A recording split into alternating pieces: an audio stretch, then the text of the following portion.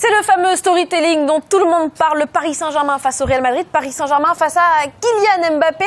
Aussi, regardez, on a Georges Quirino Chavez qui est là-bas à New York.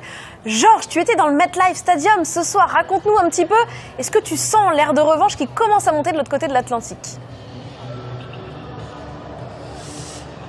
En tout cas, c'est sûr, Ambre, que c'est ce dont tout le monde parle dans cet avant-match. Vous avez vu, on était tout à l'heure dans le MAG depuis le centre d'entraînement du Paris Saint-Germain, Rutgers University, ici à 30 minutes au sud de ce stade. Il y avait une horde de journalistes espagnols, franchement, enfin des journalistes espagnols et même du monde entier. Et la question que tout le monde avait en bouche, c'était celle-là. Voilà, est-ce que Kylian Mbappé est face au Paris Saint-Germain? Est-ce qu'il y a un air de revanche? Donc oui, c'est le storytelling qu'il y a autour de ce match, et pas que en France, c'est un petit peu partout. On en a parlé avec les joueurs, évidemment. Vous avez entendu Kvaratskhelia tout à l'heure. On a pu échanger avec certains d'entre eux également, mais voilà, ils veulent pas évidemment personnifier cette opposition sur Kylian Mbappé. Les joueurs, on l'imagine, tout le monde dit que c'est un ami dans le groupe, une personne avec beaucoup de respect, une personne avec qui ils vont échanger avec envie avant et après le match.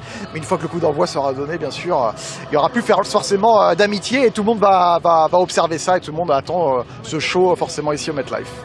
Merci beaucoup Georges, on va rester avec toi, évidemment on va te revoir dans quelques instants là-bas en direct des États-Unis. Tu t'attends à quel genre de Kylian, toi, demain, face au PSG? Tu penses que ça va être un caillou dans sa chaussure, ou au contraire ça va le dynamiter encore plus? Non, je pense qu'il n'a plus rien à prouver.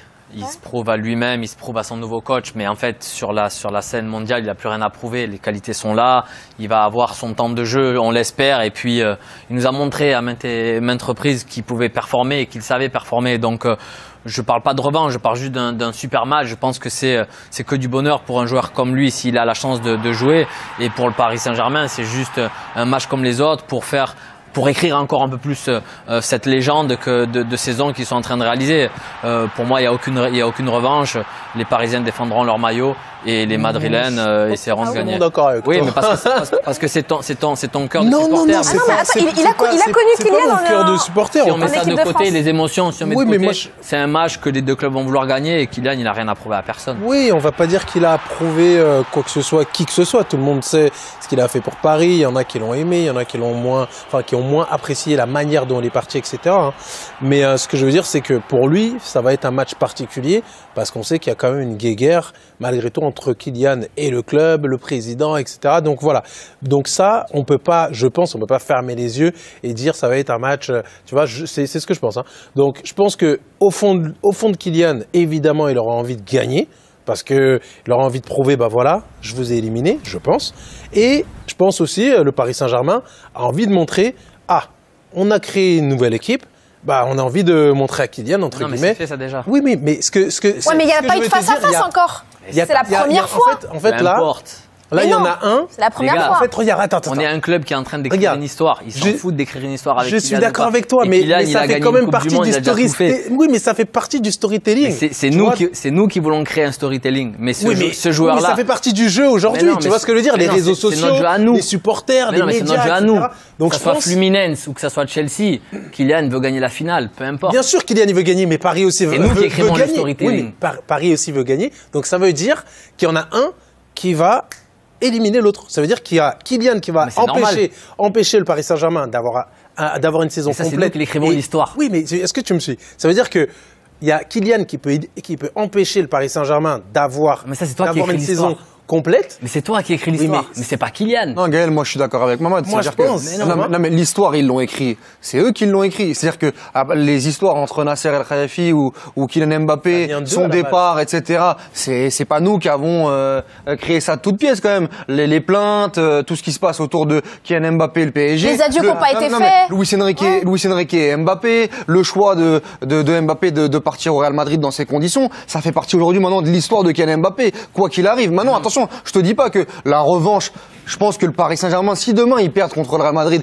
ils ont gagné la Ligue des Champions, c'est ça le plus important. Mais maintenant, il y a quand même un petit clin d'œil de l'histoire, on peut pas le nier ça. Il y a un clin d'œil de l'histoire avec un retour de Kylian Mbappé, surtout qu'en plus cette saison, c'était l'affiche dont tout le monde voulait en Ligue des Champions. Tu l'as pas eu finalement. Bah, Nous. Ah non, je pense que même les gens dans le monde Tu entier. le cochais dans le calendrier. Les fans de Kylian Mbappé, Quand en t'es un joueur de Espagne. foot, tu te fiches de qui tu joues en fait. Non, Ouais, mais bien sûr que si, parce que quand t'arrives là, t'es en finale de. Et quand t'as un litige aussi profond. Attends. Je te mais tu veux juste pose gagner. une question, sincèrement. Tu veux juste gagner. Oui, mais sincèrement. Quand tu jouais à Arsenal, d'accord? Admettons, tu pars d'une manière où ça se passe pas trop bien. Donc, tu l'as un petit peu là. Toi, le club, les supporters, tu vois, t'étais grave aimé, acclamé. À un moment donné, on te siffle, etc. Et maintenant, tu joues pour, je te dis n'importe quoi, le Real Madrid. Tu vas jouer Arsenal.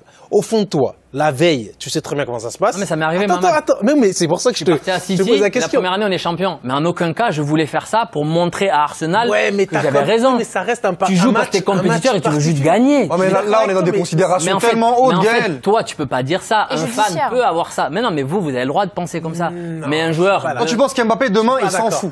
Tu penses que Nasser demain, il se dit pas, Mais s'il y a pas un match, ça s'il y a un prend- match à pas perdre, c'est demain. Mais non, ça prend pas plus le pas que de juste gagner le match Oui, pour être non. champion du monde. Oui, mais en fait, le point, il est là, en fait. Oui, mais je dis c'est- pas qu'il a c'est- pas envie de ça- gagner ça contre reste- Paris. Mais l'histoire, c'est nous qui écrivons l'histoire. Oui, mais ça reste un match particulier. C'est Pour comme tu nous. me dis. Regarde, c'est comme Pour tu lui me aussi, dis. je pense. Regarde, moi en tant que Parisien, quand je joue contre Marseille, jamais de la vie, je me dis. Enfin, quand je jouais contre Marseille, jamais je me suis dit, ouais, c'est un match, c'est un 3 points. Comment ça, c'est un 3 points? C'est plus que 3 points. Mais Là, c'est une finalement, question tu vois ce que je veux dire. d'orgueil. Oui, d'accord, mais c'est un 3 points au final. Et puis mais surtout, quand moi, je suis Gaël, moi, je parisien- pense que dans l'histoire de Kylian Mbappé, je te dis pas que c'est le match le plus important de sa carrière, il a gagné une Coupe du Monde, il a fait des matchs incroyables, il a rien à prouver Kylian Mbappé. Mais tu sais très bien, c'est un peu comme Zlatan Ibrahimovic quand il était revenu avec l'Inter, avec le Barça, Samuel Eto'o avec Pep Guardiola. Ça fait aussi l'essor des fans de foot. Et Kylian Mbappé, je suis persuadé qu'il reste, parce que toi, tu Mais essaies c'est de... ce que tu viens de dire. Tu Oui. viens de dire, ça fait les fans de foot. Mais il y a pas que mais lui aussi, je pense que dans sa tête, demain, il prend 3-0 face à ce PSG là, en termes de clin d'œil d'histoire par rapport à. Mais le clin au fait- d'œil, il est fait déjà. La Ligue des Ouais, Champions, mais il peut c'était être ça. oui, mais il peut être accentué ou atténué. Non, C'est-à-dire que non.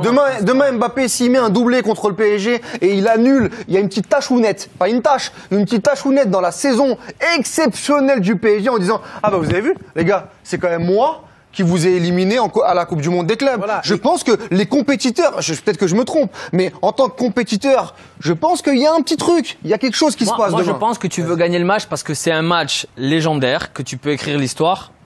Oui, il y a une petite saveur par rapport à ton ancienne équipe, mais je pense que l'histoire, dans le fond, c'est juste de gagner le match. Je pense que demain il joue Chelsea, c'est la même chose pour lui. Il a la même condition. Bien sûr. Gaël, je te retourne la je suis pas question d'accord, à Gaël. l'inverse. J'entends que tu dis Kylian Mbappé, peut-être que pour lui, gagner contre le Paris Saint-Germain, c'est pareil que gagner contre une autre équipe.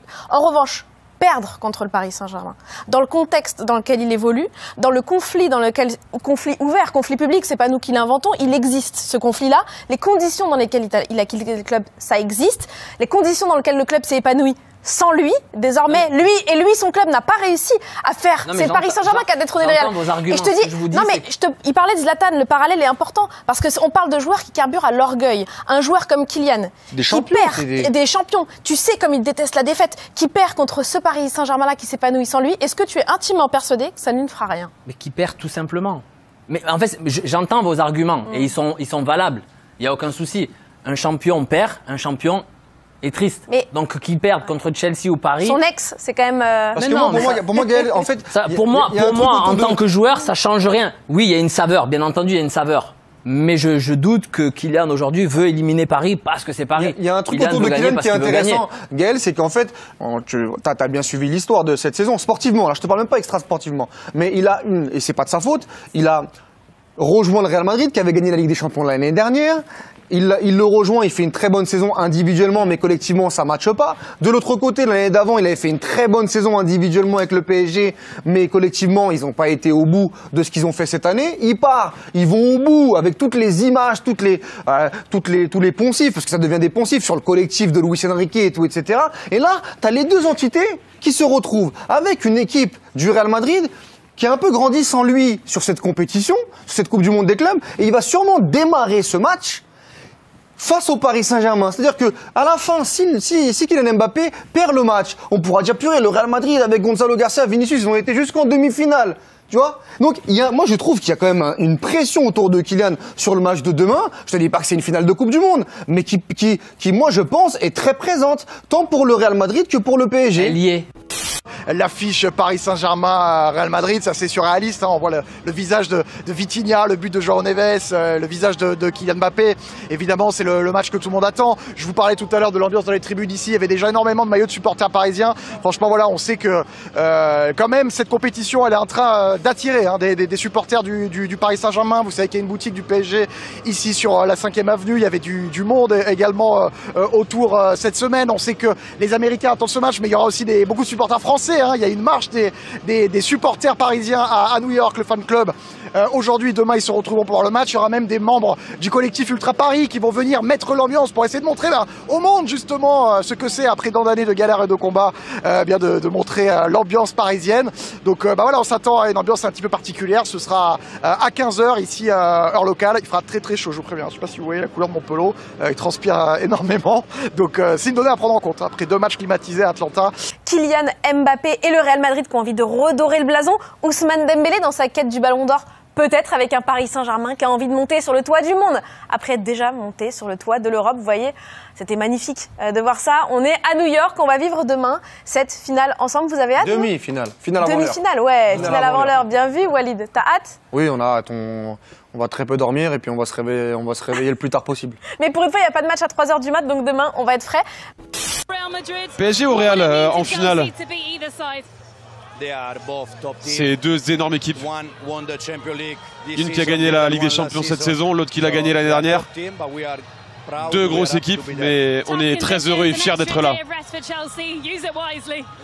C'est super conditions en tout cas. Merci beaucoup. On a compris, il compte sur le retour de Caicedo hein, pour dimanche. Oui, parce que c'est vrai que c'est un peu le point noir de cette soirée. Caicedo qui a été monstrueux comme Cucurella.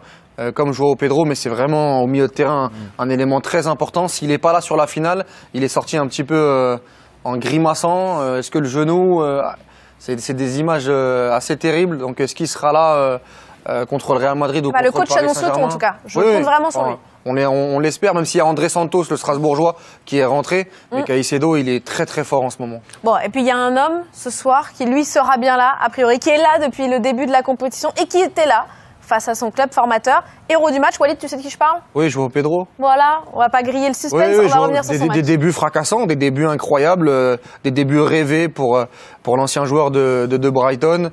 Et on le voit, hein, même aujourd'hui, dans tout ce qu'il peut réaliser, dans sa palette globale, on le voit sur le premier but.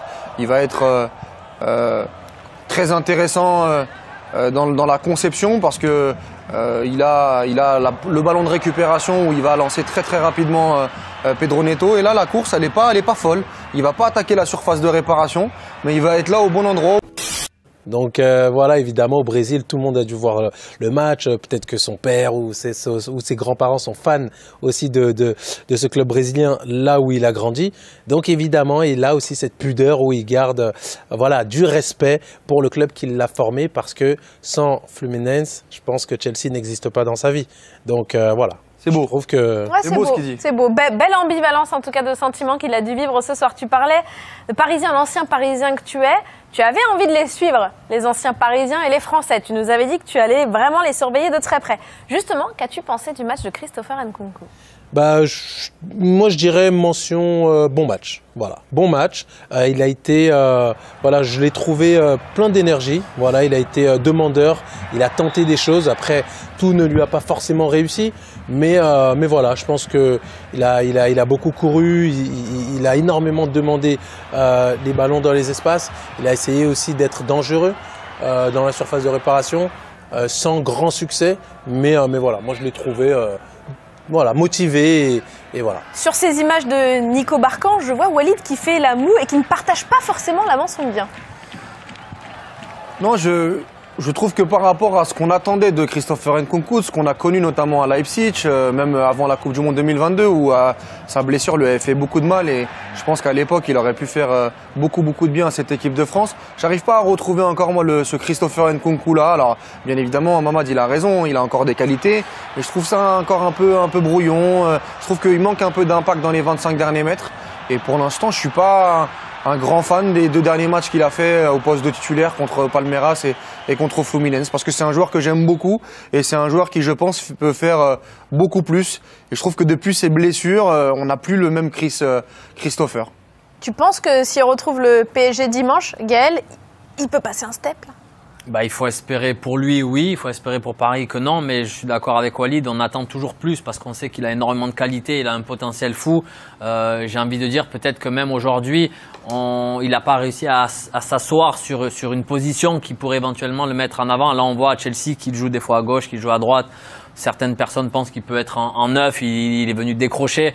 Bon, moi je pense qu'il a des facultés quand même à éliminer à 1 contre 1, il va assez vite, il est puissant. On n'a pas vraiment vu ça ce soir dans le match, mais encore une fois, les qualités sont là. Donc il faut toujours, chaque ingrédient doit être utilisé comme il se doit pour avoir de la saveur. Et peut-être qu'on n'a pas encore trouvé vraiment son poste qui pourrait lui faire être moi je préfère quand il est axial, Gaël, et je suis persuadé que il ne restera pas à Chelsea. Moi je pense, en tout cas, j'aimerais qu'il trouve un autre projet où il est un peu plus mis en valeur. Ouais, je trouve que ce côté important.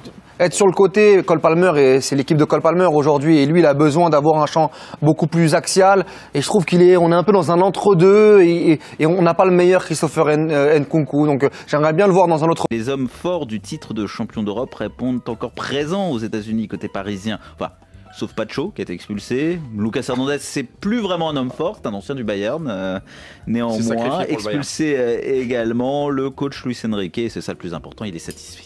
Je pense que c'était l'adversaire qui nous ressemblait le plus dans cette compétition. Un adversaire historiquement très difficile à affronter et je pense que l'équipe a fourni un énorme effort. Maintenant, il va falloir montrer que même avec 2 joueurs expulsés, nous resterons compétitifs en demi-finale et je n'ai aucun doute sur le fait que l'équipe sera prête.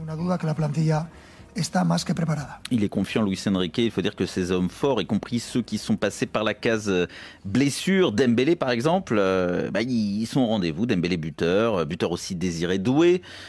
Les formes d'Hakimi, Neves, Vitinha, pour ne citer que, sont également toujours aussi impressionnantes. C'est quoi le secret de ces joueurs, Eric Rabé, Sandra Tana? Est-ce qu'on peut les arrêter? Est-ce qu'il y a moyen de les arrêter? Oui, évidemment qu'il y a moyen de les arrêter. Mais, mais c'est eux déjà qui peuvent s'arrêter tout seuls. Les fans du Real Madrid vous écoutent religieusement. Non, mais en peut-être perdant un peu le fil par la fatigue, par le fait que les 2 expulsions, peut-être qu'il y a aussi un déséquilibre qui va se créer. On ne sait pas. Il y a en tout cas en termes de détermination, de travail ensemble, d'état d'esprit, de résultats et de collectif incroyable. C'est ça qui ressurgit un petit peu sur ce qu'on peut voir, parce que à 9, tu peux prendre un coup derrière la tête. Déjà à 10, tu peux prendre un coup derrière la tête. À 9, tu dis waouh. Et le premier réflexe d'une équipe à 9, c'est de se regrouper derrière et de se dire on va attendre, surtout quand tu mènes. Eh ben non, eux ils sont sortis en contre comme s'il y avait, comme si t'étais à 11 contre 11 et puis finalement. Ça veut dire quoi? Parce qu'ils convergent pas. Mais exactement. Mais oui, mais c'est ça la différence, c'est qu'en fait, le discours est tellement bon et l'entente et le fait que ce groupe fonctionne tellement bien ensemble avec ses automatismes. C'est là le travail remarquable d'Enrique, c'est d'être capable de mettre en place tout ça.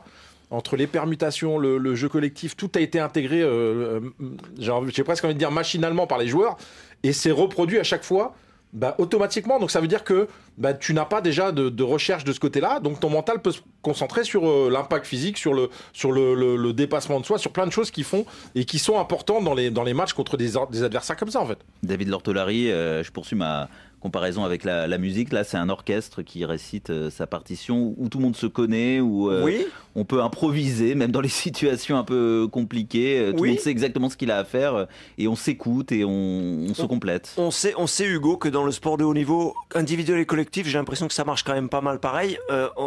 C'est souvent les questions qu'on se pose qui font qu'on gamberge, qu'on déjoue, doute que tu peux avoir.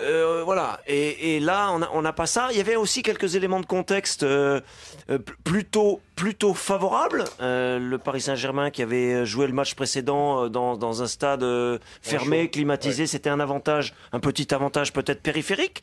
Et puis.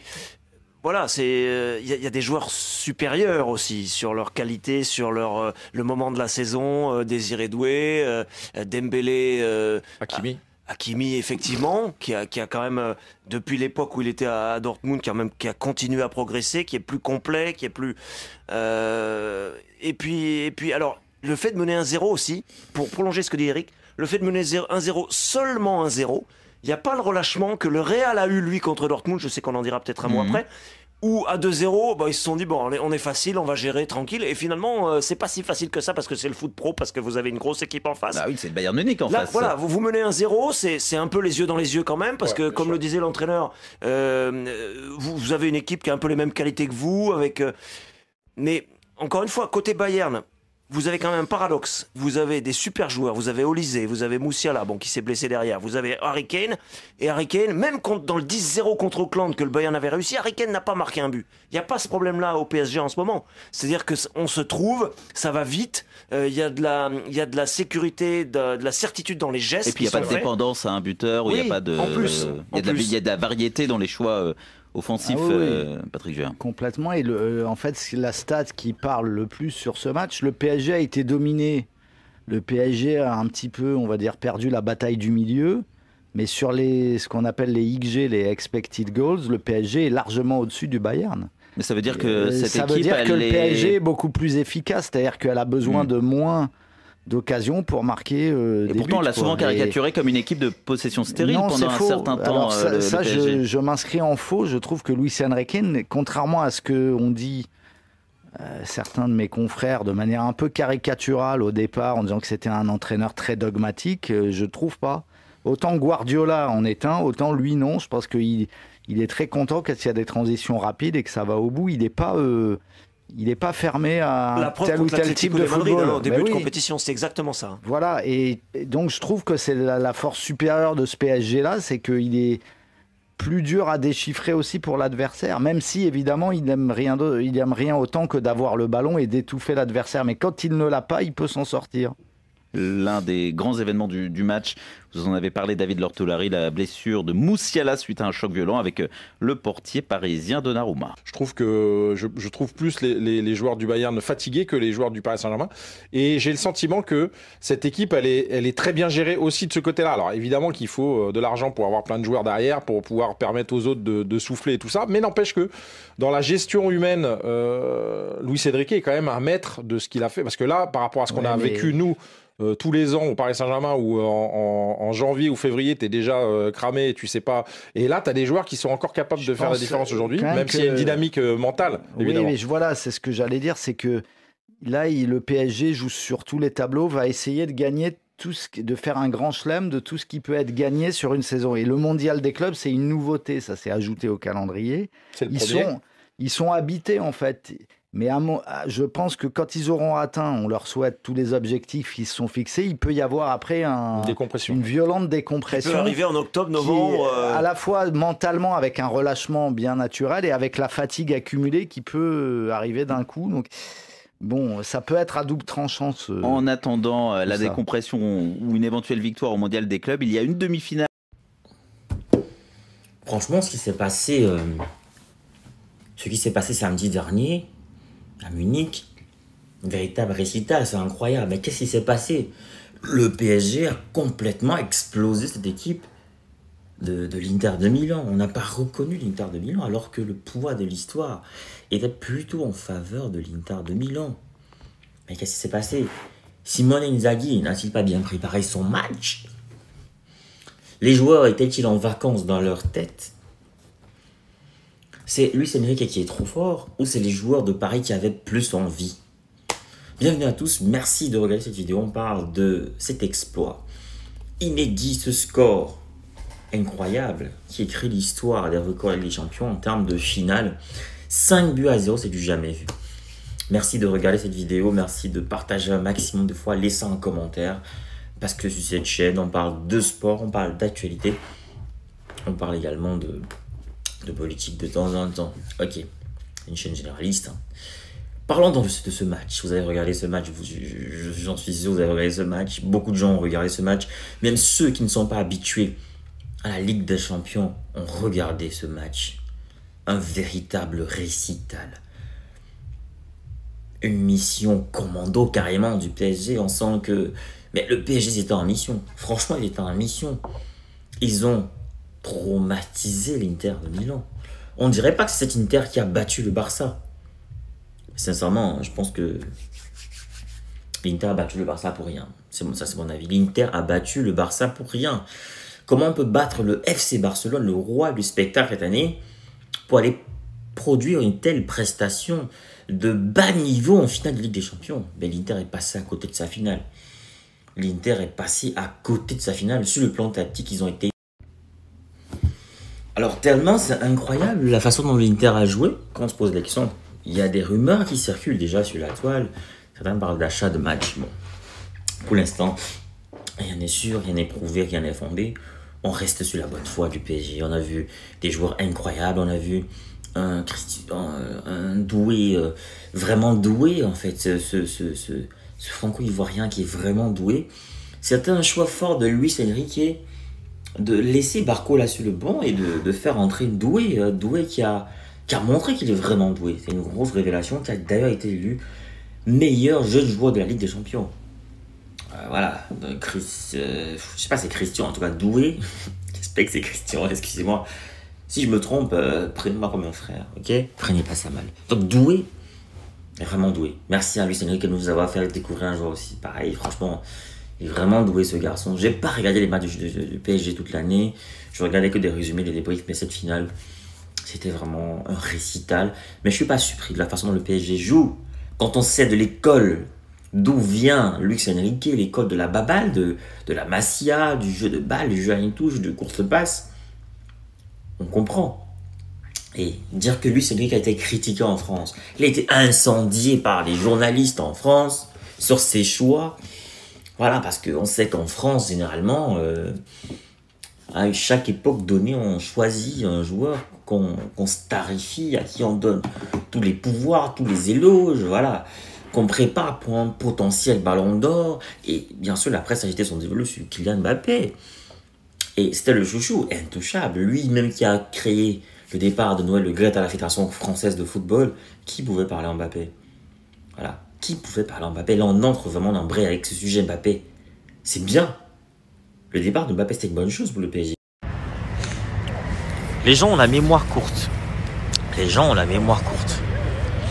Les gens oublient que Luis Enrique, c'est lui qui a renversé, c'est lui qui a fait une remontada incroyable avec le Barça.